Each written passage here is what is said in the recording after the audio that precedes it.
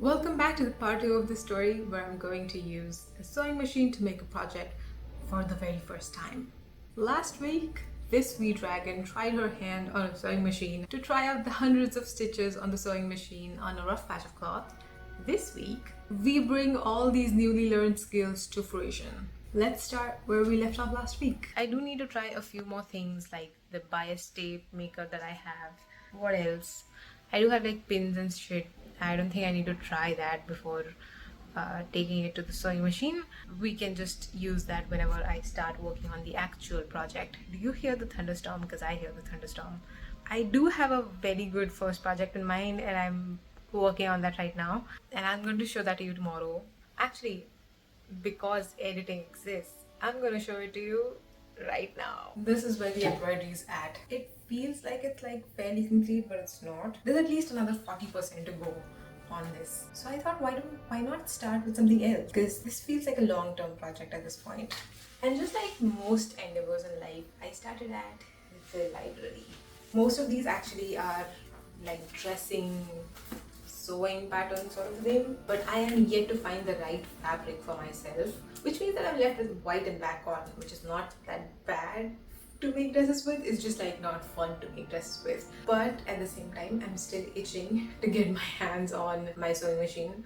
So what I'm going to do is I'm going to make some organizers, which seems like a fun way to start. And like if I make mistakes, then it's not something that I never wear. I will still find some use for it, hopefully.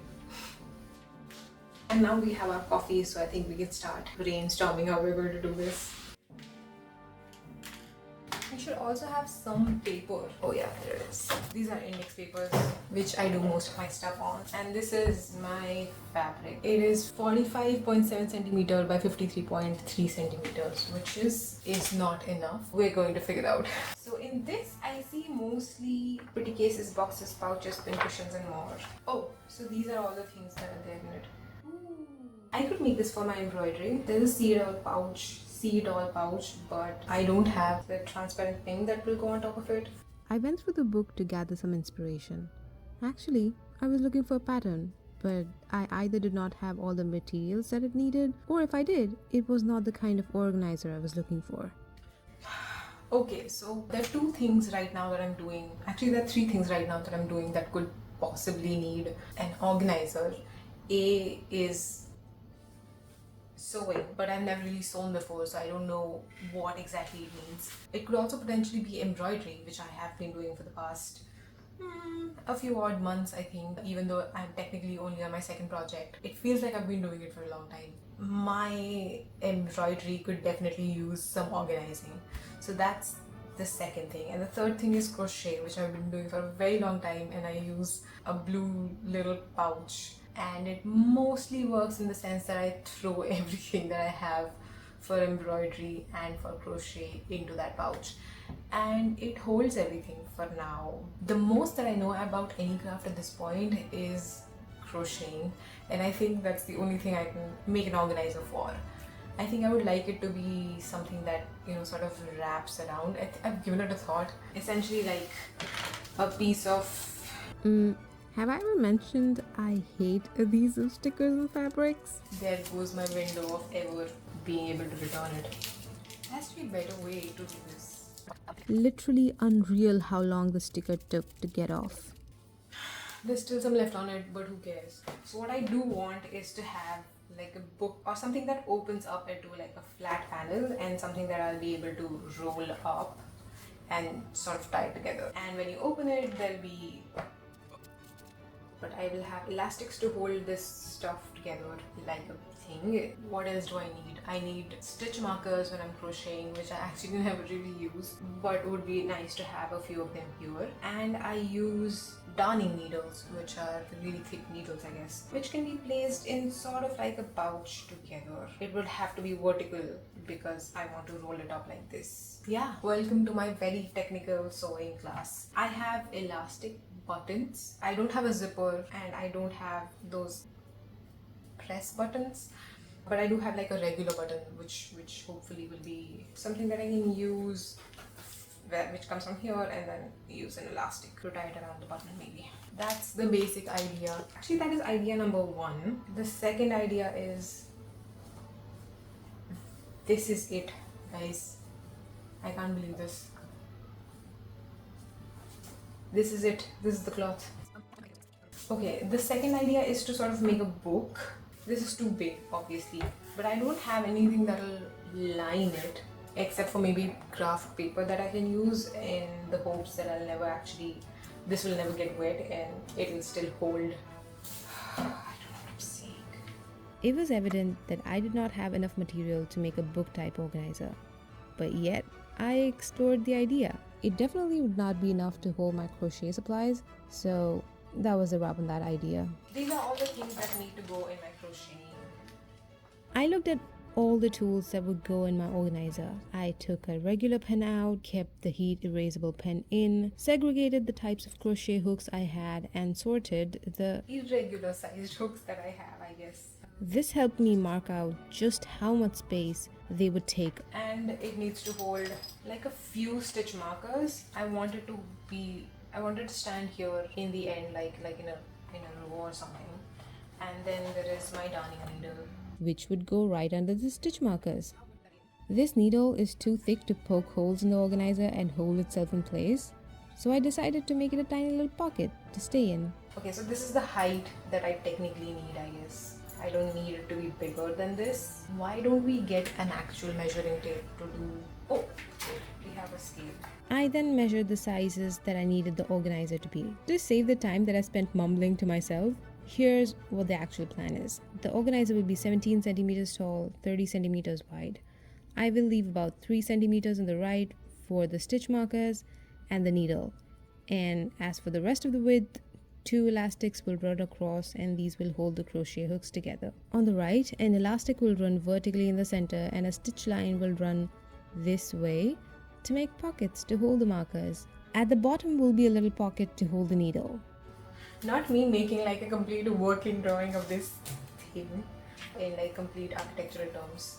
This mumbling went on for a while, obviously. What if I need to like store threads or something? Why would I need to store threads? You know what? I have crocheted so many times in my life, and literally there's nothing else that I will use ever. Yeah. This is obviously editing me. There is actually one more thing that you need to crochet, and that is a literal pair of scissors. You can't crochet without it, but good news is that I don't really remember this till the end of this video, so you don't need to remember it either. But in case you're ever going to make yourself an organizer for crocheting, put a pair of scissors in it. Yeah, now back to the video.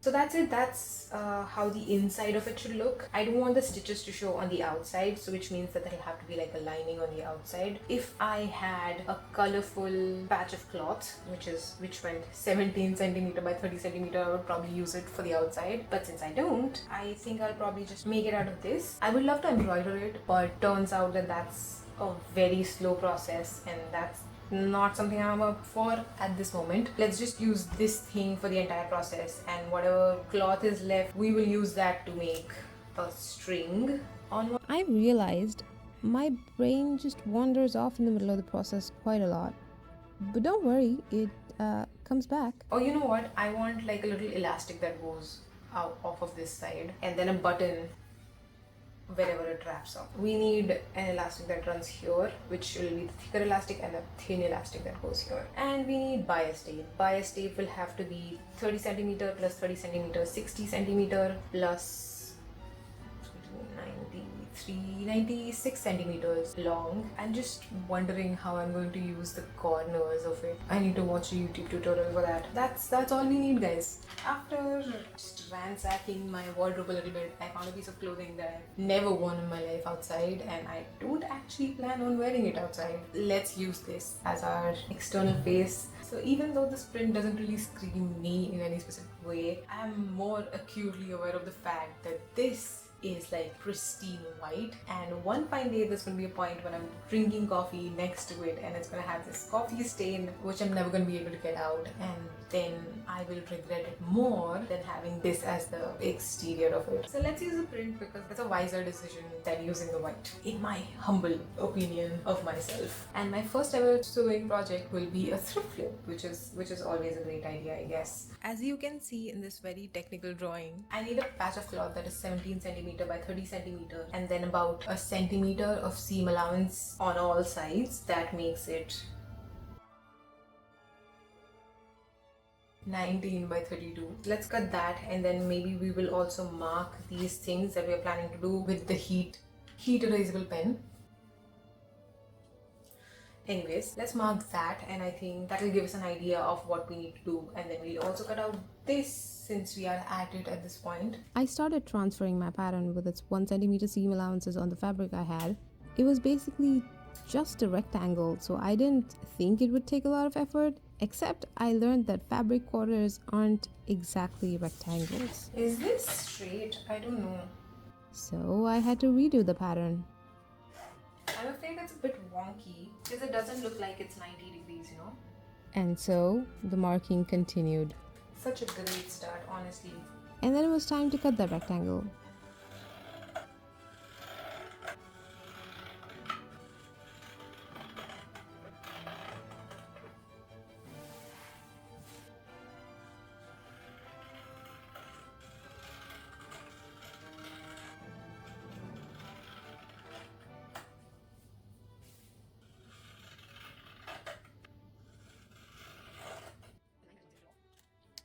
Once I had my base rectangle, I marked more details on the inside, like where I wanted my elastics and stitches to go, all the time talking to myself.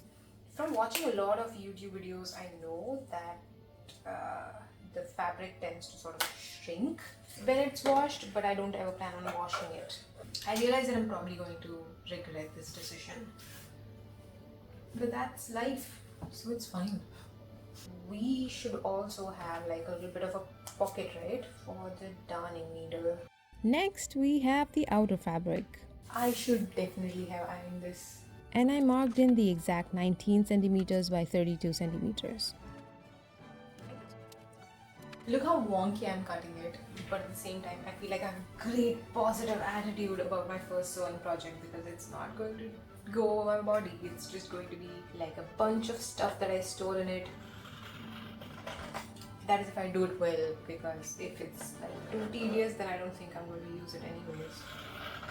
This thing is kind of making me glad that my first project was not an embroidery project that I spent 10 days embroidering. So far, I mean, there's still like 30-40% of the embroidery left. So potentially like 15 days of embroidery work that I could have ruined by just being myself. Now we need bias tape. Do I want the bias tape to be in this color, or do I want it to be white? I think I want it to be this. Why not? Why the hell not? Next round of cutting was cutting the tiny fabric to make the needle pocket with. And because I needed to cut the bias tape out of the shirt, I cut out a huge piece of that and then decided that this round definitely needed some ironing. Since I was at it, I ironed the new piece that I had cut as well as the pattern piece I cut earlier. And we're back at the table. I marked and cut out inch-wide bias tapes. So I need these attached, and then I need to make bias tapes. So in my last vlog, where I tried my hand on the sewing machine for the first time, I didn't need to thread it because it came threaded. So I was a little nervous going in, but the instructions could not be clearer for threading. That was pretty smooth. And I had bobbins that were already threaded in my possession, again, which also came with placing instructions, so no problem there. All I had to do was pull the bobbin thread up, and I swear to God, all the tutorials I watched said that I needed the needle to go down and up once. Except it would not work, and I was quite disheartened. I just couldn't get the main needle to pick up the bobbin thread. The timestamp on that was about 20 minutes. Okay. We fixed it somehow. When I tried using this knob, it wouldn't work, but this button, which makes the needle go up and down, it picked up the thread. And now we have it going. Let's start again. Alrighty, back to the bias tape. I had seen somewhere that they need to be connected at an angle to keep them nice and stretchy. I need this to be at 0, 0.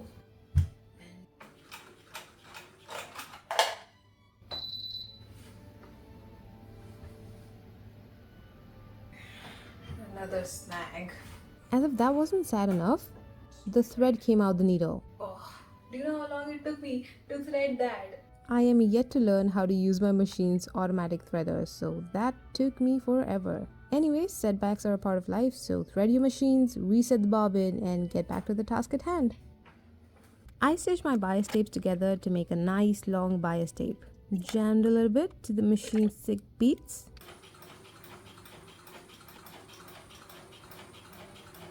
This is just a snag from going back and forth.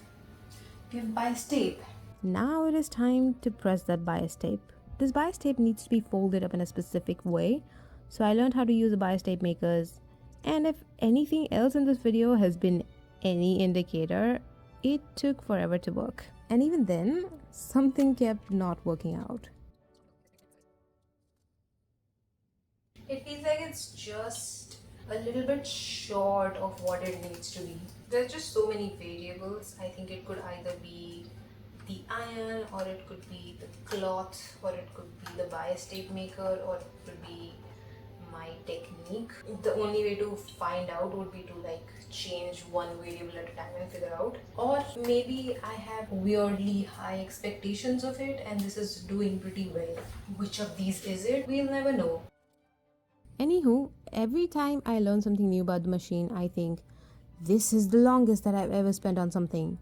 And then the next thing takes a little longer. Not that it is the least bit surprising, but just the ironing of this bias tape took me over an hour.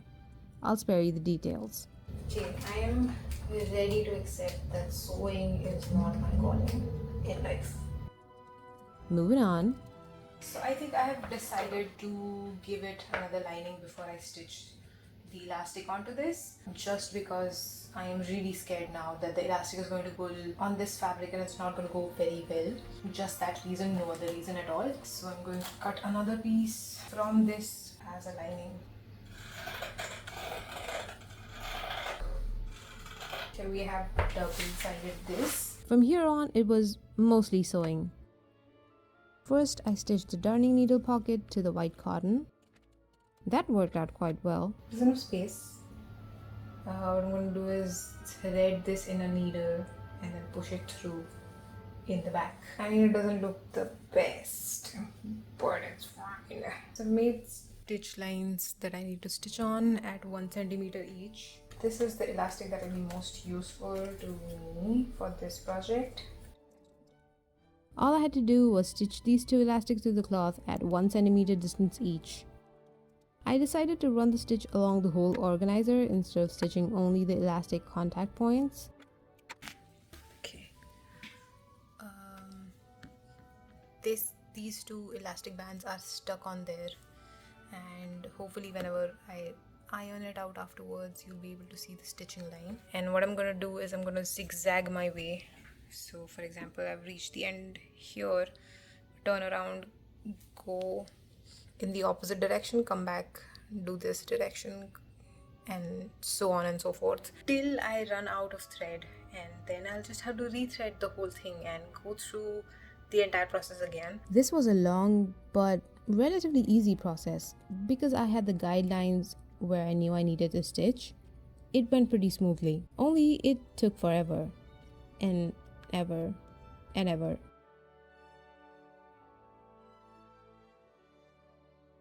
So now that the basic stitching is done, I have just placed back panel on it, and I'm only now realizing that this width is too big for the bias tape, which is around ½ centimeter after all the cutting and the pressing, and it is too big to fit on my stitched fabric.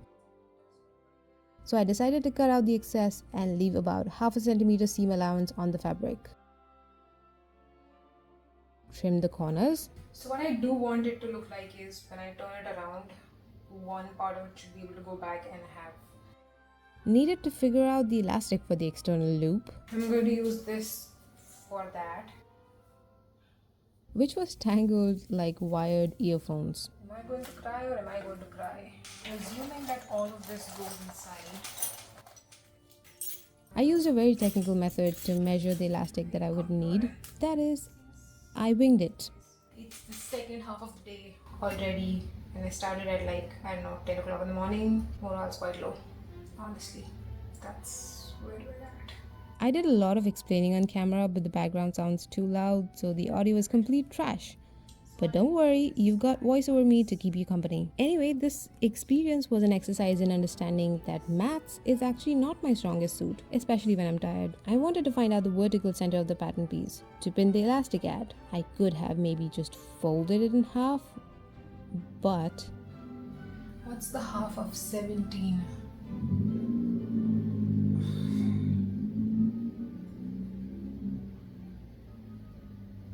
Six and a half. it's fine, I guess. It's not like I'm sending a rocket to the moon and nobody's asking me to do mental calculations at gunpoint. And we have calculators on our phone now. I mean, I am clearly not using them, but we have them. Next up, I clipped the bias tape all around the pattern piece. I did not cut and size the bias tape, I winged it too. This is what it looked like once the bias tape was clipped to the fabric piece. This is thicker on the outside and thinner on the thinner on the outside and thicker on the inside. So I am thinking that I need to stitch it outside out. Just check the bobbin, there seems to be a lot of that stuff left.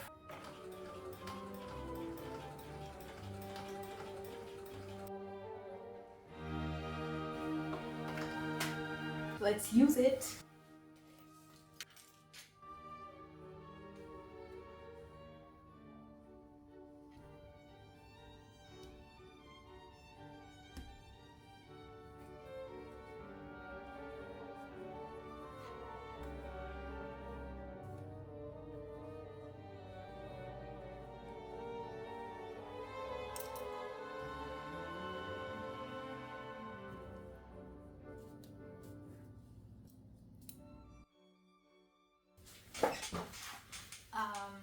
As you can see, there's quite a few design flaws in it.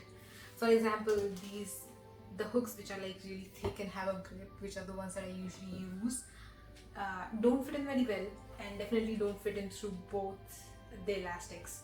It's just bad design, which is fine. I could have, I guess, left the elastic loose, which would have made it fit, but then it would have not fit everything in. I would have had to individually customize it all, which I don't think I was really capable of. But these two things work really well for whatever reason. The stitch markers stay in and so does this. Even if I fold it up and like turn it upside down.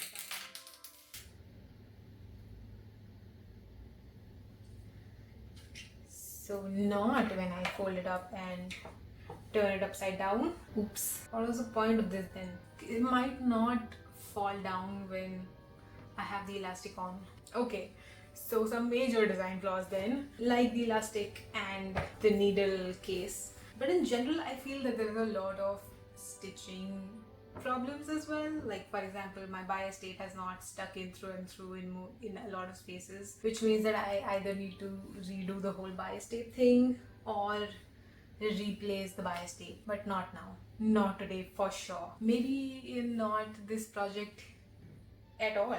In general, the lining I think worked really well because it's not bunching together, it's sort of holding its own, which I think would not have happened if I had used only a single piece of cotton. I think it's a great first sewing project for my brand new machine. I learned how to thread the bobbin. We had a few issues there as well. I learned how to grip the thread from the bobbin. Oh yeah, I also learned that you can't start from like the literal edge of the cloth. You have to go in at least 1/4 inch in, stitch a few, then back stitch a few, and then go again. So it's like a whole process, which is cool. But in general, it was a great sewing experience. I did get a little frustrated in the end because just because of the amount of time I spent making the bias tape and ironing the bias tape and wanting to make it fit well and then still not managing to do that part's been a little frustrating. But it could have also been the kind of fabric that I used, or just the length of the bias tape that I used, which is clearly obviously not enough. I should have used a much thicker bias tape, at least on my first attempt, because I knew that I would not be able to stitch in the exact place that I want to. Mistakes were made, but it is fine. So for now, what I'm going to do is I'm going to stitch the last piece of the puzzle in, and then we're going to use it for a while. When it doesn't hold up anymore, we'll just replace it. Drum roll.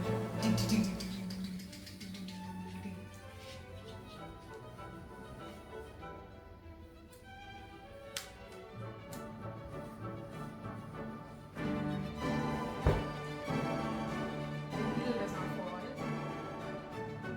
One less design flaw, guys. One less design flaw.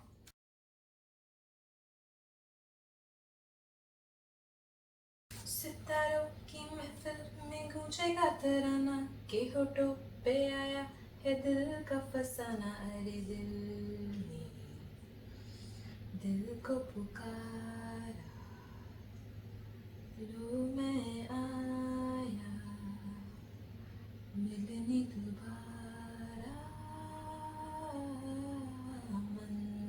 These are my embroidery thingies.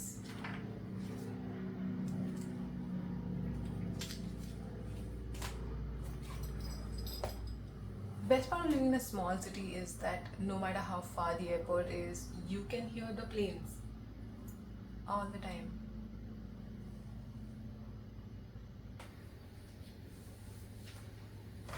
Just gonna store this there.